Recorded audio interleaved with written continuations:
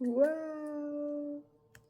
¿Qué tal? Espero que se encuentren bien. Bueno, yo estoy muy feliz porque hoy le damos seguimiento al estudio del avivamiento para Venezuela y las naciones, lección 6. ¡Wow! La santidad, como les dije, es la mitad del estudio. Es un tema muy poco hablado. Considero que para profundizar en la santidad, ¿verdad? Lo estuvimos contrastando con el mundo. Recuerdan que estuvimos viendo cómo Adán y Eva le abrieron la puerta al sistema de Satanás, ¿verdad? A través de la desobediencia y de comer del árbol prohibido. Vimos cómo la forma de salir del mundo adámico y entrar al mundo del Espíritu Santo es a través de la muerte. También después en el día 1 estuvimos hablando sobre una historia de fe, del cual también llegamos a la misma conclusión, que para ser librado del pecado debemos de morir en Cristo Jesús. Entonces, ya en el día número 2 de la lección 6, Santidad, habla, preparémonos para la boda. ¿Ok? Entonces, dice, ser santificados es ser hecho santo en nuestra práctica. La santificación es un proceso que comienza en cada hijo de Dios al momento de la regeneración y continúa hasta nuestra glorificación final, cuando veremos a Cristo cara a cara. Entonces yo aquí quise hacer una pausa. ¿Por qué? Porque ya todos en este punto debemos de estar claros que por gracia somos salvos, ¿verdad? Eso es lo que tenemos más clara. Y por fe, a través de la fe, nosotros podemos recibir a nuestro Señor Jesucristo como nuestro Salvador. Entonces, esa es la santidad posicional que nos da Dios a través de Cristo. Pero para llegar a santificarnos por completo, nosotros debemos de cumplir con nuestra santidad personal. Entonces, de eso se trata cuando en los últimos videos hemos llegado a la misma conclusión, que es por muerte de cruz, que nosotros salimos del mundo adámico y entramos en el reino de Dios. Para comenzar, vamos a leer primero de esta Biblia y luego de esta, en Romanos 8, versículos 16 y 17, y dice así: el Espíritu mismo da testimonio a nuestro espíritu de que somos hijos de Dios, y si hijos, también herederos, herederos de Dios y coherederos con Cristo, si es que padecemos juntamente con Él, para que juntamente con Él seamos glorificados. ¿Ok? Palabra de Dios. Vamos a leer la hora de esta Biblia católica. Dice, Romanos 8, 16 y 17. Ese mismo espíritu se une al nuestro para juntos dar testimonios de que somos hijos de Dios. Y si somos hijos, también somos herederos, herederos de Dios y coherederos con Cristo, siempre y cuando ahora padezcamos con Él, para ser luego glorificados con Él. ¡Wow! ¿Ok? Entonces, con estos versículos vamos a hacer inicio a nuestro estudio acerca de el propósito de Dios desde el momento de nuestra creación hasta nuestros días, incluyendo la venida de Jesús. Entonces aquí en Génesis, del capítulo 1, vemos en la creación del cielo y la tierra, vemos que también creó las demás cosas, ¿verdad? Y a medida que las iba creando decía, y era bueno. Y después creó esto y era bueno. Después creó al hombre, mujer y hombre los creó, les explicó que se debían de multiplicar, que les entregó las plantas, les explicó que traían semillas y esas semillas las iban a poder sembrar y todo eso. Y dice, y así, en el versículo 31 dice, vio entonces Dios todo lo que había hecho y todo era muy bueno. En esta Biblia católica lo dice así. Y aquí, en esta Biblia, lo dice así. En el Génesis 1:31 dice, y vio Dios todo lo que había hecho, y he aquí que era bueno en gran manera. Y fue la tarde y la mañana el día sexto. ¿Ok? Entonces, Dios en su creación hizo todo perfectamente bien, ¿verdad? Sin embargo, haciendo un estudio desde esos momentos nos damos cuenta que el hombre está incompleto. ¿Ok? Dice, Dios lo colocó delante del árbol de la vida y del árbol del bien y del mal. Eso lo vemos en Génesis 2:9, dice. El Señor Dios hizo brotar del suelo toda clase de árbol, hermoso de ver y bueno para comer, así como el árbol de la vida en medio del huerto, y el árbol del conocimiento del bien y del mal. ¿Ok? Entonces, dice, y mandó Jehová Dios al hombre, diciendo, de todo árbol del huerto podrás comer, mas del árbol de la ciencia del bien y del mal no comerás, porque del día que de él comieres, ciertamente morirás. En este punto, vemos que Dios está colocando al hombre en el huerto del Edén, en donde le mencionó que de todos los árboles podía comer. Le comentó que en medio del huerto estaba el árbol de la vida y que de este árbol del conocimiento, el bien y el mal, no podrían comer porque ciertamente morirían. ¿Ok? Entonces, en este punto nosotros nos damos cuenta que Dios está colocando al hombre, ¿verdad?, enfrente de dos caminos. Si comer el árbol de la vida o comer el árbol del conocimiento del bien y el mal. Entonces, es en ese punto en donde vemos la soberanía, ¿verdad?, del libre albedrío de Dios, en donde Él en ningún momento nos está manejando ni controlando para que nosotros hagamos lo que Él quiera. Él nos coloca ahí y nos da libre elección para que nosotros elijamos de cuál árbol comer, y todavía nos previene que si van a comer de este, morirán.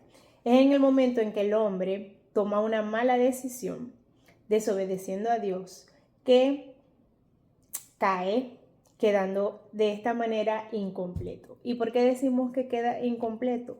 Porque al recibir la vida de Dios representada por el árbol de la vida, sería completado. ¿Ok? Era en ese momento que el hombre decidiera comer del árbol de la vida que Dios iba a poder morar en él, y así el hombre iba a ser completado.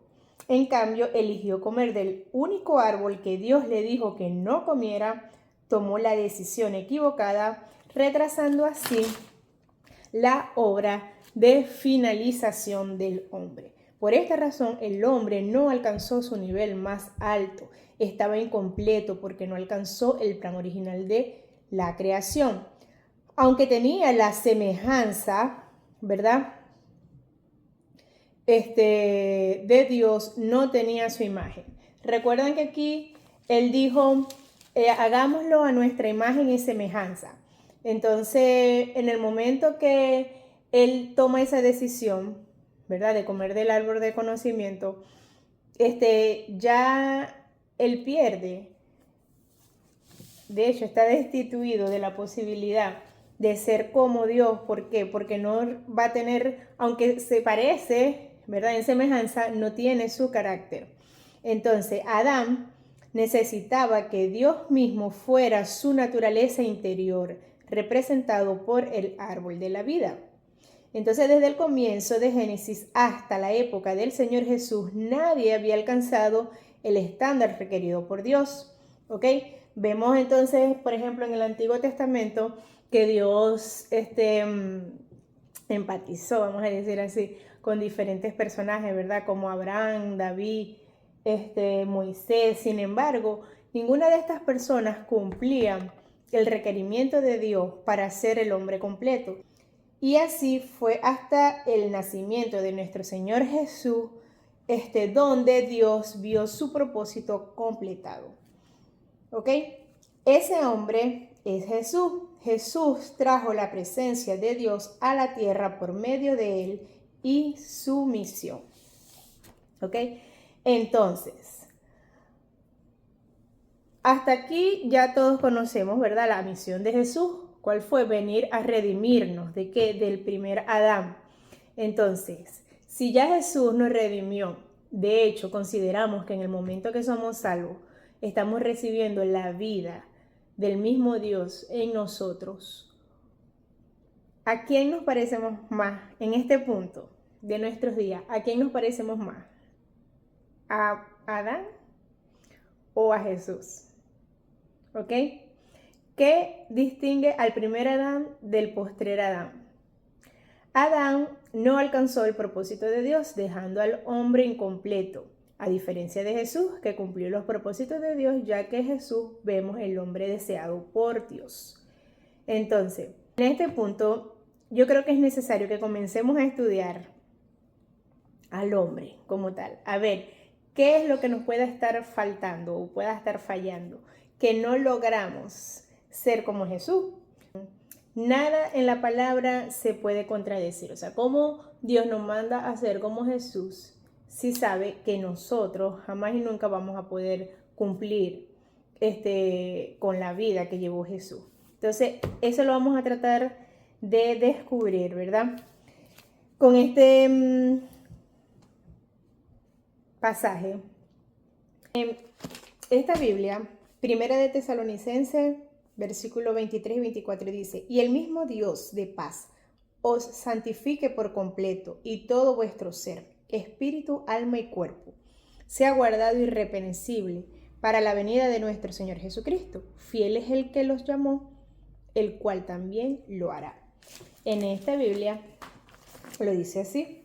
Primera de Tesalonicenses, capítulo 5, versículo 23 y 24, dice: que el Dios de paz les ayude a vivir como corresponde a auténticos creyentes, que todo su ser, espíritu, alma y cuerpo se conserve sin falta alguna para la venida de nuestro Señor Jesucristo. El que los llamó es fiel y cumplirá su palabra. Señores, en este pasaje Pablo nos está mandando a santificarnos por completo en todo vuestro ser, espíritu, alma y cuerpo. ¿Esto qué quiere decir? Que estamos compuestos de tres partes, ¿verdad? Espíritu, alma y cuerpo. Dios nos manda a santificarnos por completo. Al momento que Dios crea al hombre de barro, soplando su aliento de vida, eso lo vemos en Génesis, capítulo 2, versículo 7, ¿verdad? Ya todos conocemos ese pasaje, que dice: entonces el Señor Dios formó al hombre del polvo de la tierra, sopló en su nariz un aliento de vida, y el hombre fue un ser viviente. ¿Qué pasa? Cuando Dios sopla su aliento de vida, se crea el alma. Esto explica el origen de nuestra vida espiritual y anímica. ¿Qué quiere decir esto? Dios sopla su aliento, ¿verdad? Al hombre. En el momento que el aliento de Dios se une al cuerpo de barro del ser humano, se forma el alma, ¿ok? Debemos reconocer que este espíritu no es la propia vida de Dios, es solo vida recreada por Dios, ya que lo que recibimos en la regeneración es la propia vida de Dios, representada por el árbol de la vida. Eso lo vamos a ver también en Job 33:4. Él menciona eso. Entonces en este punto vemos que Dios, al momento de soplar, ¿verdad?, el aliento de vida en el hombre, es el espíritu que crea vida de Dios, unido al cuerpo, forman el alma. Pero este espíritu, este aliento de vida, no es el Espíritu Santo específicamente, simplemente es parte del cuerpo del hombre. Dice, el cuerpo es la cubierta exterior del hombre, pero debemos estar conscientes de que muchas veces algunos tratamos el espíritu y el alma como la misma cosa, y la Biblia distingue muy claramente la diferencia y la importancia de separarlos, ¿ok? El espíritu es una cosa y el alma es otra. En Juan 6:63 de esta Biblia dice, el espíritu es el que da vida, la carne para nada aprovecha. Las palabras que yo he hablado son espíritu y son vida. En esta Biblia lo dice así. El espíritu es quien da vida, la carne no sirve para nada. Las palabras que les he dicho son espíritu y vida. ¿Ok? Entonces, el cuerpo sin espíritu estaba muerto, ¿verdad? Dios da su aliento de espíritu que cuando se funde con el cuerpo sale el alma. Antes de la caída, Adán no tiene ningún conocimiento de estas tres naturalezas, ¿verdad?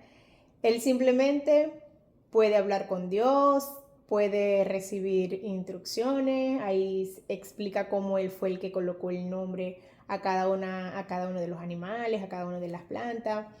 Entonces, él aún no tiene esta lucha interna entre el espíritu y el alma. Ok, entonces, el alma es el órgano de la libre voluntad del hombre, en el cual el espíritu y el cuerpo están totalmente fusionados. ¿Ok? Si el alma del hombre quiere obedecer a Dios, permitirá que el espíritu del hombre lo gobierne según lo ordenado por Dios. ¿Ok? El alma, si lo decide, también puede reprimir al espíritu y tomar algún placer como señor del hombre. ¿Qué quiere decir esto? Ya sabemos que el hombre entonces está compuesto de espíritu, alma y cuerpo, que es el espíritu fusionado con el cuerpo que producen el alma. Sin embargo, el alma es el que va a dirigir la vida del hombre. Debemos tener en cuenta que mientras que el alma es el punto de encuentro de nuestro ser en esta vida presente, el espíritu será el poder dominante en nuestro estado de resurrección. ¡Wow! Ok, ¿qué quiere decir todo esto? Aquí ilustran un bombillo como el conjunto del hombre, en donde la electricidad viene a ser el espíritu. El alma viene haciendo la luz. Para que la electricidad se convierta en luz necesita un medio material, que es el alambre. En nosotros ese alambre es el cuerpo, ¿ok? Entonces necesitamos la electricidad y el alambre para producir luz. Necesitamos el cuerpo y el espíritu para producir el alma. Debemos tener en cuenta que mientras el alma es el punto de encuentro de nuestro ser en nuestra vida presente, ¿verdad? Al fusionar el cuerpo con el espíritu sale el alma. El espíritu será el poder dominante en nuestro estado de resurrección. Cuando Cristo resucitó, ya no es la parte humana del hombre la que va a ser el poder, sino la parte espiritual, la que va a ser predominante. Porque la Biblia nos dice, se siembra cuerpo natural, resucitará cuerpo espiritual.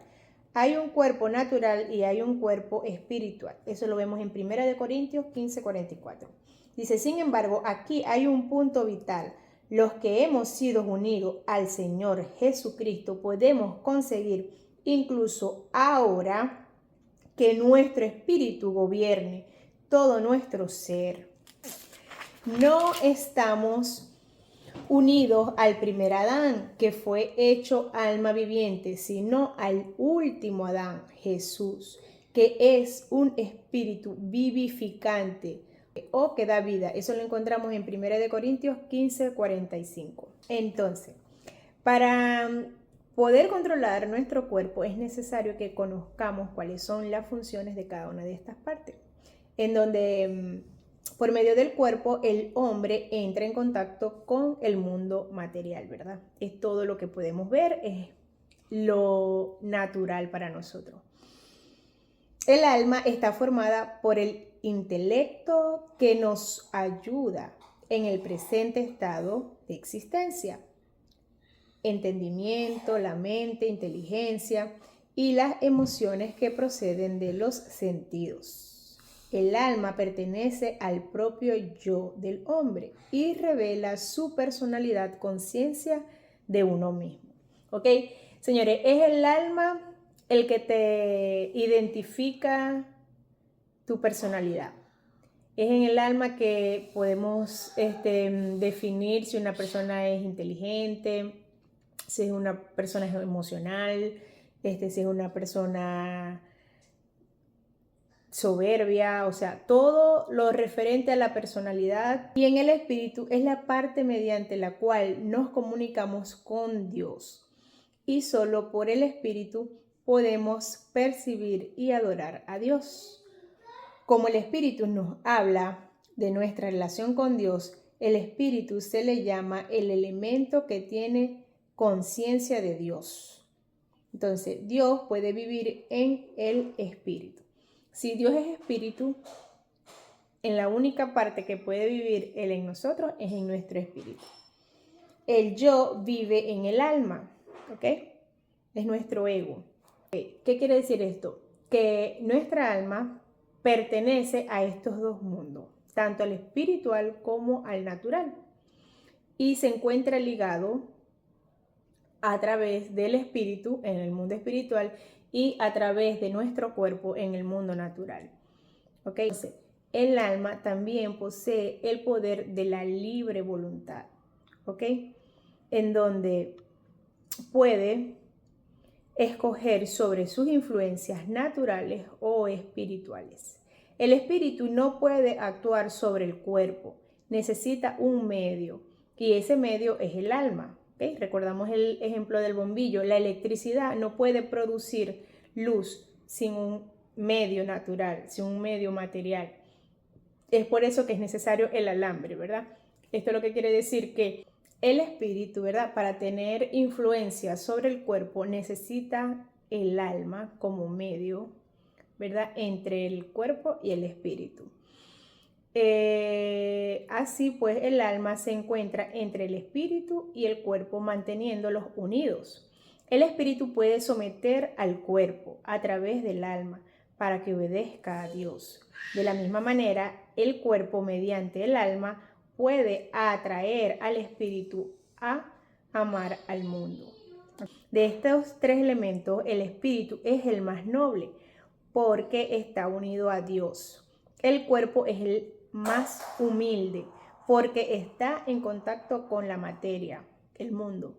Y el alma, al estar entre ellos dos, toma el carácter de los dos y los hace suyo. ¿Ok? El alma posibilita que el cuerpo y el espíritu se comuniquen y colaboren. El trabajo del alma es mantener a los dos en su lugar adecuadamente. El factor fundamental del hombre es el alma. Debe dar al cuerpo lo que el espíritu le dé del Espíritu Santo. ¿Okay? Entonces, el alma va a estar así atento a ver qué le da el Espíritu Santo a través de su espíritu para entonces poder gobernar al cuerpo. El cuerpo también puede compartir la perfección del Espíritu Santo cuando es un cuerpo espiritual. Entonces, dijimos que el espíritu es la parte más noble del hombre y ocupa el lugar más profundo de su ser. El cuerpo es la parte más humilde y toma lugar en la parte externa. Y entre estos dos vive el alma, sirviendo como su medio. ¿Ok? Entonces ya vemos que es a través del alma que nosotros podemos gobernar nuestro cuerpo por medio del espíritu. Esto explica el significado de la libre voluntad del hombre. o libre albedrío, como lo conocemos. El hombre no es un autómata que se mueve según Dios quiera. Al contrario, el hombre posee un total poder soberano para decidir por sí mismo. El hombre decide si hacer la voluntad de Dios o hacer la voluntad de Satanás. ¿Okay? Yo he escuchado muchas personas que hablan acerca del libre albedrío. Entonces dicen, pero si Dios nos da libre albedrío es porque nos va a perdonar lo que decidamos. No, señores, existen 3 voluntades, la de nosotros, la de Dios y la de Satanás.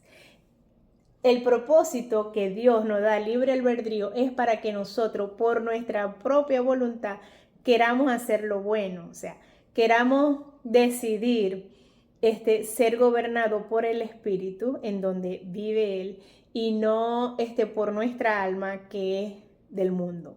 ¿Ok? Dios desea que el Espíritu, al ser la parte más noble del hombre, controle todo el ser. Sin embargo, la voluntad, la individualidad pertenece al alma. A la final, nosotros decidimos qué tipo de persona queremos ser, si mundana o espiritual. Entonces, es la voluntad la que determina si gobernará el cuerpo, el espíritu o ella misma. Es por eso que la Biblia llama al hombre alma viviente.